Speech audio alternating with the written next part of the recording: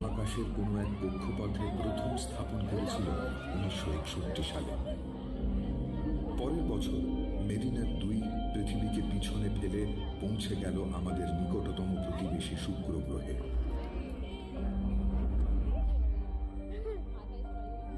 মোট 10টি মেরিনার মহাকাশযান পাড়ি দিয়েছিল মঙ্গল, শুক্র ও বুধ গ্রহে। তারা আমাদের প্রতিবেশী গ্রহদের ম্যাপ তৈরি করল। তাদের দেখলাম বিশদভাবে, যা ছিল বিস্ময়কর। আমরা জানলাম তাদের আবহাওয়া।